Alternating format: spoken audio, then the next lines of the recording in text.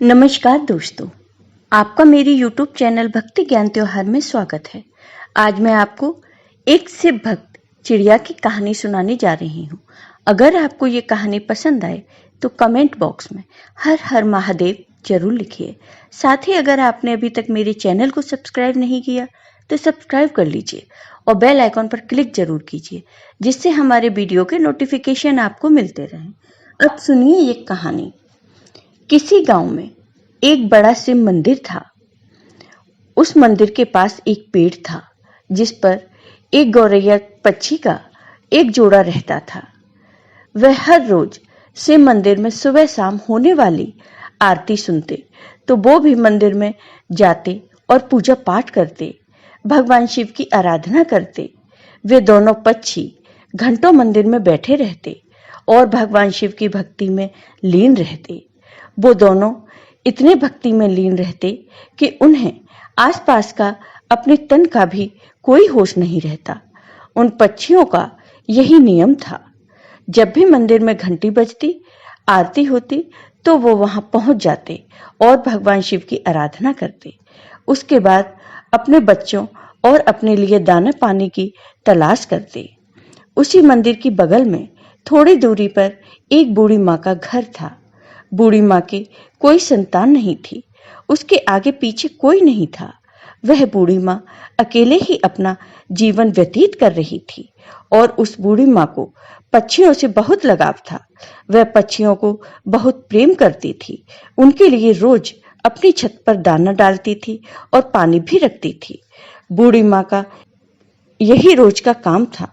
वो दोनों पक्षी भी बूढ़ी माँ की छत पर आते, दाना चुगते और पानी पीते और उसमें से अपने बच्चों के लिए भी खाना ले जाते। उनका जीवन ऐसे ही व्यतीत हो रहा था। उन बूढ़ी माँ के कारण उनका पेट भर रहा था और साथ ही वह आराम से भगवान शिव का पूजा पाठ भी कर रहे थे। उन्हें कोई चिंता नहीं थी। एक दिन की बात है, वह बूढ़ी माँ बीमार हो जाती हैं और बिस्तर पकड़ लेती हैं। उनकी सेवा करने वाला तो कोई था नहीं, ना ही कोई दवा लाने वाला था। तो वह बूढ़ी माँ ऐसे ही बिस्तर पर पड़ी रहती हैं। अब वह अपनी छत पर दाना पानी नहीं डाल पा रही थी। जब गौरैया पक्षी का जोड़ा वहां आता है तो देखता है कि छत पर दाना पानी नहीं है। तो वो सोचते हैं कि बूढ़ी माँ कहाँ चली गई। इसी तरह 2-3 दिन बीत जाते हैं। बूढ़ी माँ और कमजोर हो जाती है और एक दिन उनकी मौत हो जाती है।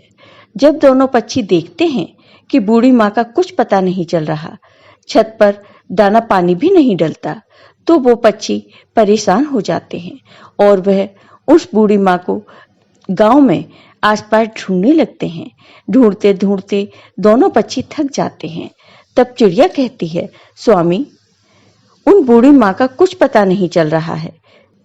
वो हमें दाना पानी देती थी और दूसरे पक्षियों की भी देखभाल करती थी। वो कहाँ गईं? हमने उन्हें कितना ढूंढा पर वो नहीं मिली। अब हम क्या करें? तब चिड़िया का पति कहता है कि हमने सब जगह बूढ़ी माँ को ढूंढ लिया, बूढ़ी माँ कहीं नहीं मिली। उनके घर में जाकर हमें देखना चाहिए, शायद वह बीमार तो नहीं। चिड़िया ने कहा, हाँ, हो सकता है, चलो चलकर देखते हैं। फिर वह दोनों बूढ़ी माँ के घर चले जाते हैं। अंदर जाकर देखते हैं तो बूढ़ी माँ अपने बिस्तर पर लेटी थी। उनके शरीर में कोई हलचल नहीं थी। वो पक्षी का जोड़ा उन बूढ़ी माँ को जगाने की कोशिश कर रहा था, लेकिन उनके शरीर में कोई हलचल नहीं हुई।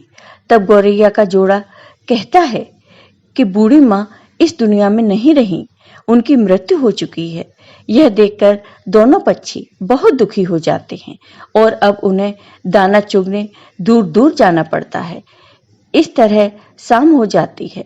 शाम को जब मंदिर का घंटा बजता है, वहां शिव जी की आरती होती है, तो वो दोनों पक्षी मंदिर में पहुंच जाते हैं और एक पैर पर खड़े होकर भगवान शिव का जप करते हैं। 1 घंटा बीत जाता है, 2 घंटे बीतते हैं। इसी तरह बहुत समय बीत जाता है। वह लगातार शिव जी की भक्ति करते रहते हैं। ऐसा करते करते 1 महीना बीत जाता है। बिना कुछ खाए पिए वो भगवान की भक्ति करते रहते हैं। उन पक्षियों की भक्ति देखकर भगवान शिव बहुत प्रसन्न होते हैं और उन्हें दर्शन देते हैं और कहते हैं कि तुम्हें क्या चाहिए, तुम जो मांगोगे मैं तुम्हें वह अवश्य दूंगा। मैं तुम्हारी इस अखंड भक्ति से बहुत प्रसन्न हूँ। तुमने नन्ही सी जान होते हुए भी अपनी क्षमता से बाहर भक्ति की है, इससे मैं बहुत प्रसन्न हूँ। तब उस पक्षी के जोड़े ने कहा, हे भगवान, हमें कुछ नहीं चाहिए, बस आप हमारी उन बूढ़ी माँ को फिर से लौटा दीजिए, उन्हें जीवित कर दीजिए, बस हमें यही चाहिए। तब भगवान शिव ने कहा, पक्षियों, यह सृष्टि का नियम है, जो मर जाता है वह कैसे जीवित हो सकता है? मैं सृष्टि के नियम को कैसे तोड़ सकता हूँ? उस चिड़िया ने कहा, नहीं भगवान, हमें कुछ नहीं चाहिए, हमें तो हमारी बूढ़ी माँ ही चाहिए। तब भगवान शिव ने कहा, पक्षियों, अब उन बूढ़ी माँ का शरीर गल चुका है, उसमें से कीड़े निकलने लगे हैं, उनका शरीर छत बिछत हो गया है, मैं उन्हें कैसे जीवित कर सकता हूँ? तब दोनों पक्षी हट करने लगते हैं और कहते हैं, हे भगवान, आपने हमें वचन दिया है कि हम जो मांगेंगे वो आप हमें देंगे। अब आप अपने वचन से पीछे हट रहे हो। तब भगवान शिव ने कहा, हे पक्षियों, तुम्हारे हट और अपने वचन के कारण मैं विवश हूँ। फिर भोलेनाथ ने बूढ़ी माँ के शरीर को ठीक किया और फिर उसमें प्राण फूंक दिए। बूढ़ी माँ फिर से जीवित हो गई। अपने सामने बूढ़ी माँ भगवान शिव को देखकर भाव विभोर हो जाती हैं और वह बहुत प्रसन्न होती हैं और वह कहती हैं, हे भगवान, मेरे जन्मों जन्मों के पाप और दुख आपके दर्शन मात्र से धुल गए। आपने मुझे दर्शन दिए। हे प्रभु, मैंने ऐसे क्या कर्म किए जो आपने मुझे फिर से जीवित कर दिया? तब भगवान शिव ने कहा कि मैंने तुम्हें तुम्हारे कर्मों के कारण जीवित नहीं किया, बल्कि उन 2 पक्षियों के कारण जीवित किया है। उन दोनों पक्षियों ने मेरी निराधार भक्ति की, एक पैर पर खड़े होकर मेरी आराधना की। मैंने उन्हें आशीर्वाद दिया है, उन्हीं की वजह से तुम आज जीवित हो। वह पक्षी कोई और नहीं, बल्कि वह वही हैं जो रोज तुम्हारी छत पर दाना चुगने आते हैं। उन्होंने ही मेरी भक्ति की है। अब बूढ़ी माँ ने भगवान शिव को प्रणाम किया। भगवान शिव वहां से अंतर्ध्यान हो गए।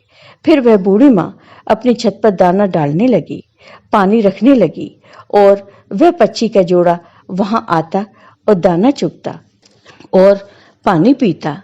तब उस बूढ़ी माँ ने गौरैया के जोड़े से कहा, हे पक्षियों, तुमने मुझे जीवन दान दिया है, भगवान शिव की आराधना की है, अपने लिए कुछ न मांगकर मेरे लिए मांगा है। अब मैं चाहती हूँ कि तुम मेरे घर में मेरी आंखों के सामने रहो। ये सुनकर दोनों पक्षी बूढ़ी माता की बात मान लेते हैं और बूढ़ी माँ के घर आकर रहने लगते हैं।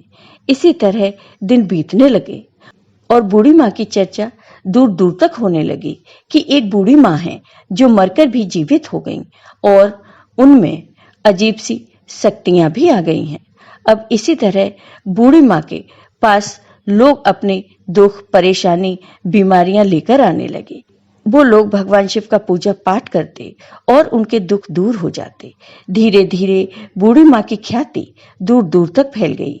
ऐसा करते करते बहुत दिन बीत जाते हैं और बूढ़ी माँ अपने घर उसी स्थान पर जीवित समाधि ले लेती हैं। उस स्थान पर भव्य मंदिर बनवाया जाता है और आज भी उस स्थान पर वह मंदिर गुजरात में स्थित है। उस मंदिर को चिड़िया वाली बूढ़ी माता के नाम से जाना जाता है। उस मंदिर पर गौरैया पक्षी का जोड़ा हमेशा देखने को मिलता है। जय हो भगवान शिव। आपको ये वीडियो पसंद आया हो तो कमेंट बॉक्स में कमेंट करके जरूर बताइए। साथ ही मेरे वीडियो को ज्यादा से ज्यादा शेयर करिए। धन्यवाद दोस्तों।